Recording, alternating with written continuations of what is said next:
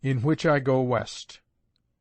I reached my uncle's door next morning in time to sit down with the family to breakfast. More than 3 years had intervened, almost without mutation, in that stationary household, since I had sat there first, a young American freshman, bewildered among unfamiliar dainties, Finnan haddock, kippered salmon, baps and mutton ham, and had wearied my mind in vain to guess what should be under the tea-cosy. If there were any change at all, it seemed that I had risen in the family esteem. My father's death once fittingly referred to, with a ceremonial lengthening of Scotch upper lips and wagging of the female head, the party launched at once, God help me, into the more cheerful topic of my own successes. They had been so pleased to hear such good accounts of me. I was quite a great man now. Where was that beautiful statue of the genius of something or other? "You haven't it here? Not here? Really?" asks the sprightliest of my cousins, shaking curls at me, as though it were likely I had brought it in a cab, or kept it concealed about my person like a birthday surprise. In the bosom of this family, unaccustomed to the tropical nonsense of the West, it became plain the Sunday Herald and poor, blethering Pinkerton had been accepted for their face. It is not possible to invent a circumstance that could have more depressed me, and I am conscious that I behaved all through that breakfast like a whipped schoolboy. At length, the meal and family prayers being both happily over, I requested the favour of an interview with Uncle Adam on the state of my affairs. At sound of this ominous expression, the good man's face conspicuously lengthened, and when my grandfather, having had the proposition repeated to him, for he was hard of hearing, announced his intention of being present at the interview, I could not but think that Uncle Adam's sorrow kindled into momentary irritation. Nothing, however, but the usual grim cordiality appeared upon the surface, and we all three passed ceremoniously into the adjoining library, a gloomy theatre for a depressing piece of business. My grandfather charged a clay pipe, and sat tremulously smoking in a corner of the fireless chimney. Behind him, although the morning was both chill and dark, the window was partly open, and the blind partly down. I cannot depict what an air he had of being out of place, like a man shipwrecked there. Uncle Adam had his station at the business table in the midst. Valuable rows of books looked down upon the place of torture, and I could hear sparrows chirping in the garden, and my sprightly cousin already banging the piano, and pouring forth an acid stream of song from the drawing-room overhead. It was in these circumstances that, with all brevity of speech and a certain boyish sullenness of manner, looking the while upon the floor, I informed my relatives of my financial situation, the amount I owed Pinkerton, the hopelessness of any maintenance from sculpture, the career offered me in the States, and how, before becoming more beholden to a stranger, I had judged it right to lay the case before my family. "I am only sorry you did not come to me at first," said Uncle Adam. "I take the liberty to say it would have been more decent." "I think so too, Uncle Adam," I replied, "but you must bear in mind, I was ignorant in what light you might regard my application." "I hope I would never turn my back on my own flesh and blood," he returned with emphasis, but to my anxious ear with more of temper than affection. "I could never forget you were my sister's son. I regard this as a manifest duty. I have no choice but to accept the entire responsibility of the position you have made." I did not know what else to do but murmur, "Thank you." "Yes," he pursued, "and there is something providential in the circumstance that you come at the right time. In my old firm there is a vacancy. They call themselves Italian warehousemen now," he continued, regarding me with a twinkle of humour, "so you may think yourself in luck. We were only grocers in my day. I shall place you there to-morrow." "Stop a moment, Uncle Adam," I broke in. "This is not at all what I am asking. I ask you to pay Pinkerton, who is a poor man. I ask you to clear my feet of debt, not to arrange my life or any part of it." "If I wished to be harsh, I might remind you that beggars cannot be choosers," said my uncle. "And as to managing your life, you have tried your own way already, and you see what you have made of it. You must now accept the guidance of those older, and, whatever you may think of it, wiser than yourself. All these schemes of your friend, of whom I know nothing, by the way, and talk of openings in the West, I simply disregard. I have no idea whatever of your going trekking across a continent on a wild-goose chase. In this situation, which I am fortunately able to place at your disposal, and which many a well-conducted young man would be glad to jump at, you will receive, to begin with, 18 shillings a week." "18 shillings a week!" I cried. "Why, my poor friend gave me more than that for nothing." "And I think it is this very friend you are now trying to repay?" observed my uncle, with an air of one advancing a strong argument. "Adam," said my grandfather. "I'm vexed you should be present at this business," quoth Uncle Adam, swinging rather obsequiously toward the stone mason, "but I must remind you it is of your own seeking." "Adam," repeated the old man. "Well, sir, I am listening," says my uncle. My grandfather took a puff or two in silence, and then, "You're makin' an awful appearance, Adam," said he.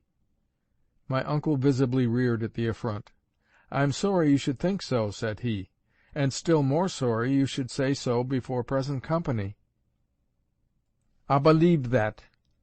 I ken that, Adam," returned old Loudon, dryly. "And the curious thing is, I'm no very carin'. See here, my man," he continued, addressing himself to me, "I'm your grandfather, am't I not? Never you mind what Adam says. I'll see justice din ye. I'm rich." "Father," said Uncle Adam, "I would like one word with you in private." I rose to go. "Sit down upon your hinderlands," cried my grandfather almost savagely. "If Adam has anything to say, let him say it. It's me that has the money here, and, by gravy, I'm goin' to be obeyed." Upon this scurvy encouragement, it appeared that my uncle had no remark to offer. Twice challenged to speak out and be done with it, he twice suddenly declined, and I may mention that about this period of the engagement I began to be sorry for him. "See here, then, Jeannie's yin," resumed my grandfather, "I'm going to give ye a set-off. Your mither was always my favourite, for I never could agree with Adam. I like ye fine yoursel'. There's nae nonsense about ye. Ye've a fine, natural idea of builder's work. Ye've been to France, where they tell me they're grand at the stuccy. A splendid thing for ceilin's, the stuccy, and it's a valuable disguise, too. I don't believe there's a builder in Scotland has used more stuccy than me.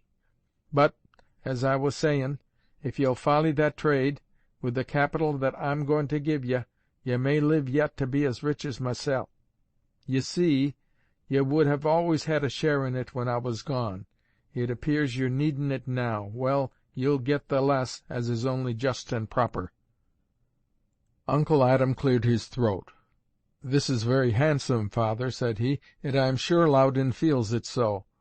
"Very handsome, and, as you say, very just. But will you allow me to say that it had better, perhaps, be put in black and white?" The enmity always smouldering between the two men at this ill-judged interruption almost burst in flame. The stone mason turned upon his offspring, his long upper lip pulled down for all the world like a monkey's.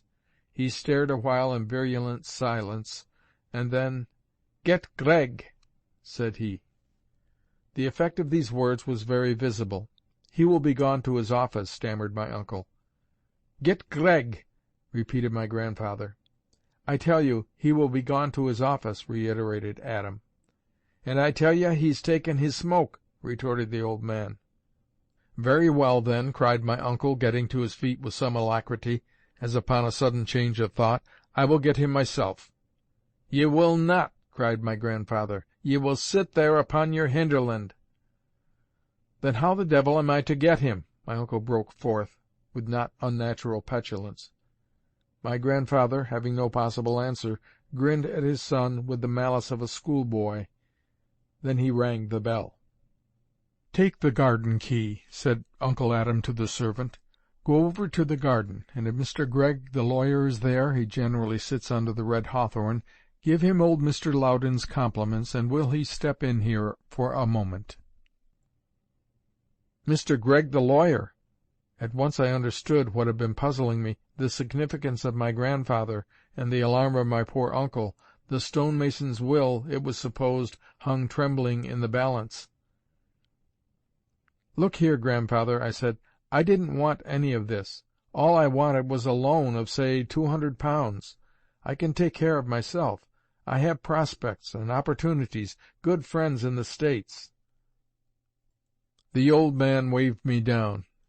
"It's me that speaks here," he said curtly, and we waited the coming of the lawyer in a triple silence. He appeared at last, the maid ushering him in, a spectacled, dry, but not ungenial-looking man. "Here, Gregg," replied my grandfather, "just a question. What has Adam got to do with my will?"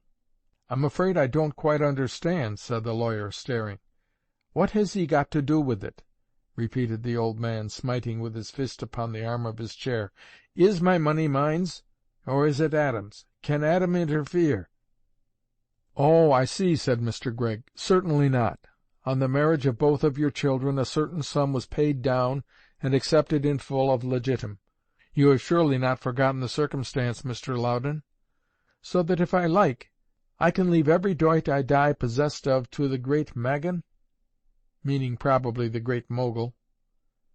"No doubt of it," replied Gregg, with a shadow of a smile. "You hear that, Adam?" asked my grandfather. "I may be allowed to say I had no need to hear it," said my uncle. "Very well," says my grandfather. "You and Jeannie's yin can go for a bit walk. Me and Gregg has business." When once I was in the hall alone with Uncle Adam, I turned to him, sick at heart. "Uncle Adam," I said, "you can understand better than I can say how painful all this is to me." "Yes, I am sorry you have seen your grandfather in so unamiable a light," replied this extraordinary man. "You shouldn't allow it to affect your mind, though. He has sterling qualities, quite an extraordinary character, and I have no fear but he means to behave handsomely to you." His composure was beyond my imitation. The house could not contain me, nor could I even promise to return to it. In concession to which weakness it was agreed that I should call in about an hour at the office of the lawyer, whom as he left the library Uncle Adam should waylay and inform of the arrangement. I suppose there was never a more topsy-turvy situation. You would have thought it was I who had suffered some rebuff, and that iron-sided Adam was a generous conqueror who scorned to take advantage. It was plain enough that I was to be endowed. To what extent, and upon what conditions, I was now left for an hour to meditate in the wide and solitary thoroughfares of the new town, taking counsel with street-corner statues of George IV. And William Pitt, improving my mind with the pictures in the window of a music-shop, and renewing my acquaintance with Edinburgh east wind. By the end of the hour I made my way to Mr. Gregg's office, where I was placed, with a few appropriate words, in possession of a cheque for £2,000 and a small parcel of architectural works. "Mr. Loudon bids me add," continued the lawyer, consulting a little sheet of notes, "that although these volumes are very valuable to the practical builder, you must be careful not to lose originality. He tells you also not to be headed down, his own expression, by the theory of strains, and that Portland cement properly sanded will go a long way." I smiled, and remarked that I supposed it would. "I once lived in one of my excellent client's houses," observed the lawyer, "and I was tempted in that case to think it had gone far enough." "Under these circumstances, sir," said I, "you will be rather relieved to hear that I have no intention of becoming a builder." At this he fairly laughed, and the ice being broken, I was able to consult him as to my conduct. He insisted I must return to the house, at least for luncheon, and one of my walks with Mr. Loudon. "For the evening I will furnish you with an excuse, if you please," said he, "by asking you to a bachelor dinner with myself. but the luncheon and the walk are unavoidable. He is an old man, and, I believe, really fond of you. He would naturally feel aggrieved if there were any appearance of avoiding him. And as for Mr. Adam, do you know, I think your delicacy out of place. And now, Mr. Dodd, what are you to do with this money?" Ay, there was the question. With £2,000, 50,000 francs, I might return to Paris and the arts, and be a prince and millionaire in that thrifty Latin quarter. I think I had the grace, with one corner of my mind, to be glad that I had sent the London letter. I know very well that with the rest and worst of me I repented bitterly of that precipitate act. On one point, however, my whole multiplex estate of man was unanimous. The letter being gone, there was no help but I must follow. The money was accordingly divided in 2 unequal shares. For the first, Mr. Gregg got me a bill in the name of Dijon to meet my liabilities in Paris. For the second, as I had already cash in hand for the expenses of my journey, he supplied me with drafts on San Francisco. The rest of my business in Edinburgh, not to dwell on a very agreeable dinner with the lawyer or the horrors of the family luncheon, took the form of an excursion with the stonemason, who led me this time to no suburb or work of his old hands, but with an impulse both natural and pretty, to that more enduring home which he had chosen for his clay. It was in a cemetery, by some strange chance immured with the bulwarks of a prison, standing besides on the margin of a cliff, crowded with elderly stone memorials, and green with turf and ivy. The east wind, which I thought too harsh for the old man, continually shook the boughs, and the thin sun of a Scottish summer drew their dancing shadows. "I wanted ye to see the place," said he. "Yon's the stane. Euphemia Ross, that was my goodwife, your grandmother. Hoots, I'm wrong, that was my first yin. I had no bairns by her. Yours is the second, Mary Murray, born 1819, died 1850, that's her. A fine, plain, decent sort of a creature, tak her altogether. Alexander Loudon, born 1792, died, and then a hole in the ballant. That's me. Alexander's my name. They ca'd me Ecky when I was a boy. Ecky, ye're an awful old man." I had a second and sadder experience of graveyards at my next alighting place, the city of Muskegon, now rendered conspicuous by the dome of the new Capitol encaged in scaffolding. It was late in the afternoon when I arrived, and raining, and as I walked in great streets, of the very name of which I was quite ignorant, double, treble, and quadruple lines of horse-cars jingling by, hundredfold wires of telegraph and telephone matting heaven above my head, huge staring houses, garish and gloomy, flanking me from either hand, the thought of the Rue Racine, ay, and of the cabman's eating-house, brought tears to my eyes. The whole monotonous babel had grown, or should I rather say swelled, with such a leap since my departure, that I must continually inquire my way, and the very cemetery was brand new. Death, however, had been active, the graves were already numerous, and I must pick my way in the rain among the tawdry sepulchres of millionaires, and past the plain, black crosses of Hungarian labourers, till chance or instinct led me to the place that was my father's. The stone had been erected, I knew already, by admiring friends. I could now judge their taste in monuments. Their taste in literature methought I could imagine, and I refrained from drawing near enough to read the terms of the inscription. But the name was in larger letters and stared at me, James K. Dodd. What a singular thing is a name, I thought. How it clings to a man, and continually misrepresents and then survives him. And it flashed across my mind, with a mixture of regret and bitter mirth, that I had never known, and now probably never should know, what the K had represented. King, Kilter, K, Kaiser.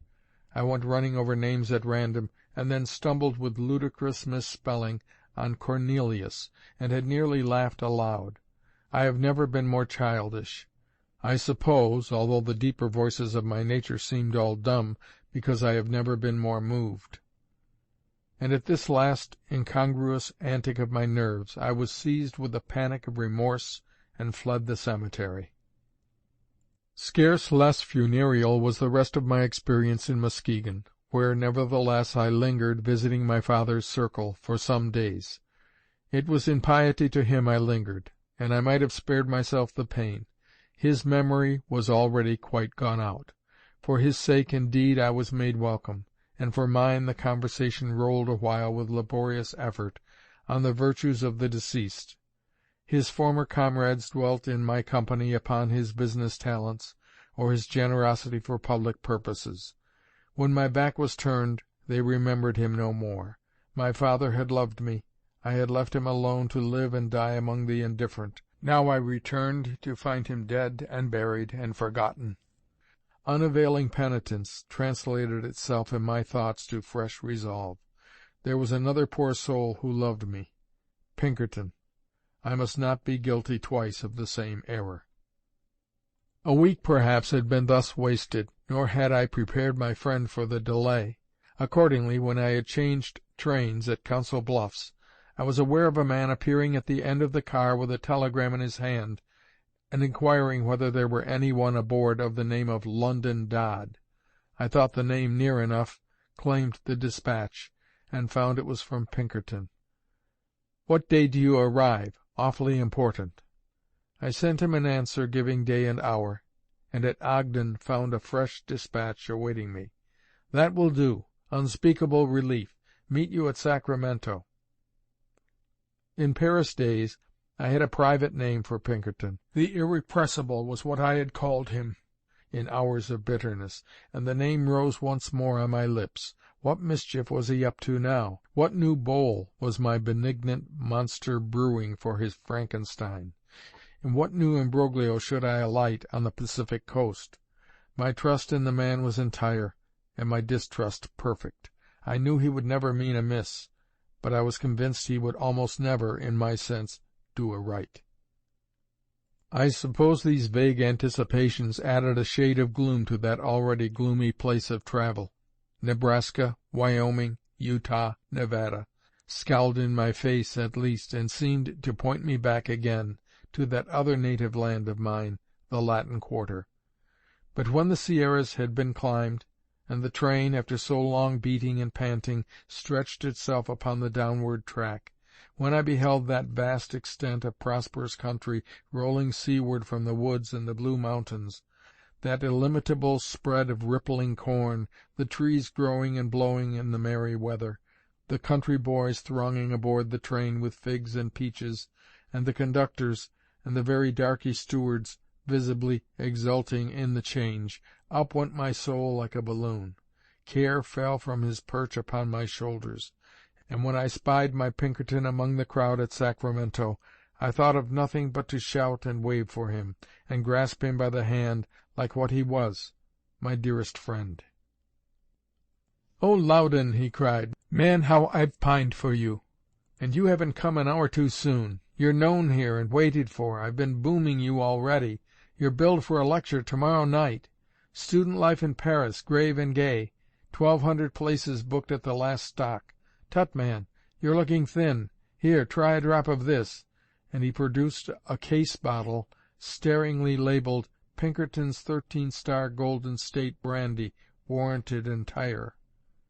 "God bless me," said I, gasping and winking after my first plunge into this fiery fluid, "and what does warranted entire mean?" "Why, Loudon, you ought to know that," cried Pinkerton. "It's real copper-bottomed English. You see it on all the old-time wayside hostelries over there." "But if I'm not mistaken, it means something warranted entirely different," said I, "and applies to the public house and not the beverages sold." "It's very possible," said Jim, quite unabashed. "It's effective, anyway, and I can tell you, sir, it has boomed that spirit. It goes now by the gross of cases. By the way, I hope you won't mind, I've got your portrait all over San Francisco for the lecture, enlarged from that carte de visite. H. Loudon Dodd, the Americo-Parisian sculptor. Here's a proof of the small handbills. The posters are the same, only in red and blue, and the letters 14 by 1. I looked at the handbill, and my head turned. What was the use of words Why seek to explain to Pinkerton the knotted horrors of Americo Parisienne? He took an early occasion to point it out as rather a good phrase, gives the two sides at a glance. I wanted the lecture written up to that. Even after we had reached San Francisco, and at the actual physical shock of my own effigy placarded on the streets I had broken forth in petulant words, he never comprehended in the least the ground of my aversion. "If I had only known you disliked red lettering," was as high as he could rise. "You are perfectly right. A clear-cut black is preferable, and shows a great deal further. The only thing that pains me is the portrait. I own I thought that a success. I'm dreadfully and truly sorry, my dear fellow. I see now it's not what you had a right to expect.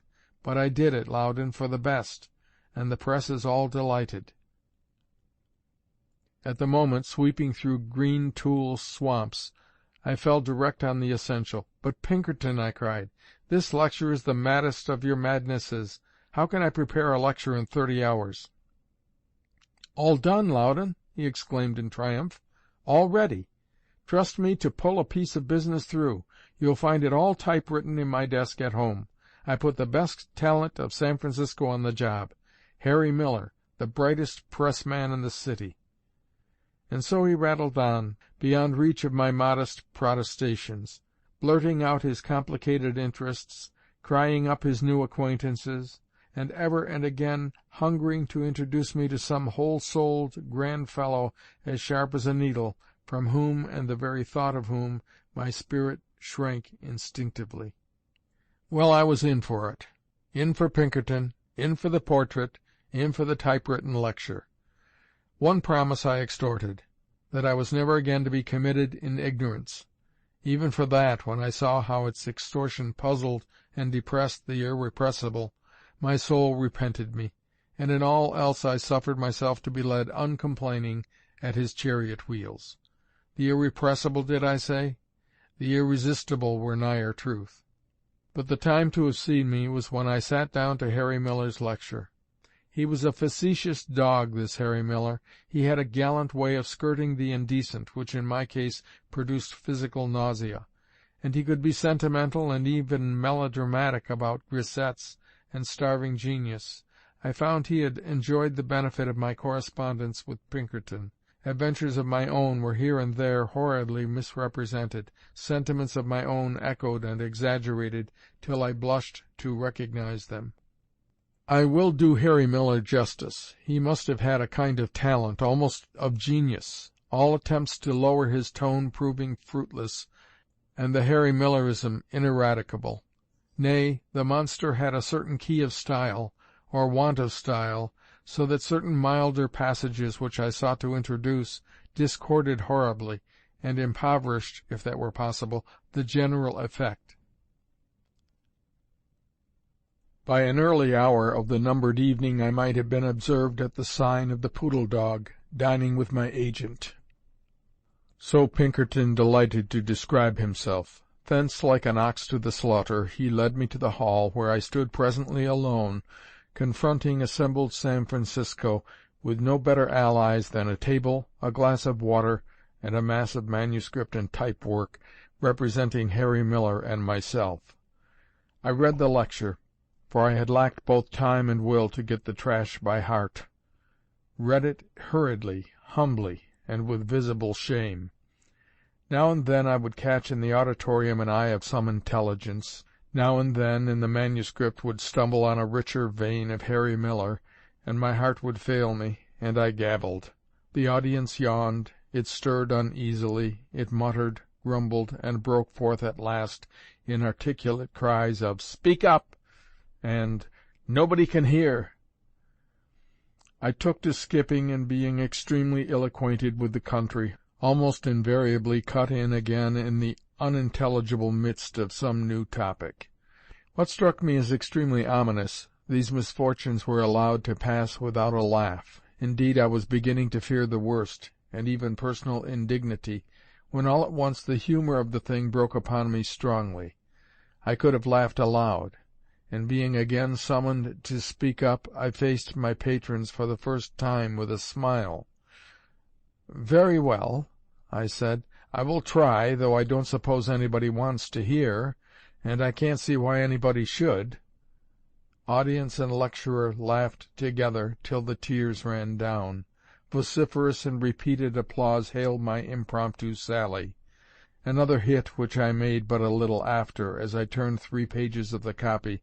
"You see, I am leaving out as much as I possibly can," increased the esteem with which my patrons had begun to regard me. And when I left the stage at last, my departing form was cheered with laughter, stamping, shouting, and the waving of hats.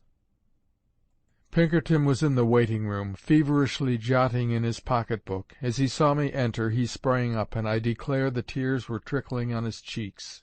"My dear boy," he cried, "I can never forgive myself, and you can never forgive me. Never mind, I did it for the best. And how nobly you clung on! I dreaded we should have had to return the money at the doors." "It would have been more honest if we had," said I.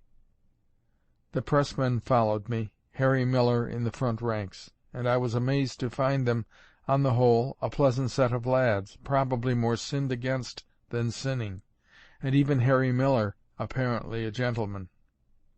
I had in oysters and champagne, for the receipts were excellent, and being in a high state of nervous tension, kept the table in a roar. Indeed, I was never in my life so well inspired as when I described my vigil over Harry Miller's literature, or the series of my emotions as I faced the audience. The lads vowed I was the soul of good company and the prince of lecturers.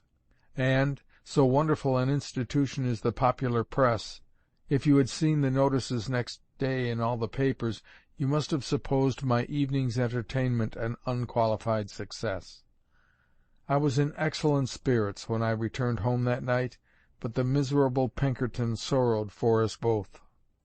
"Oh, Loudon," he said, "I shall never forgive myself. When I saw you didn't catch on to the idea of the lecture, I should have given it myself." Chapter 6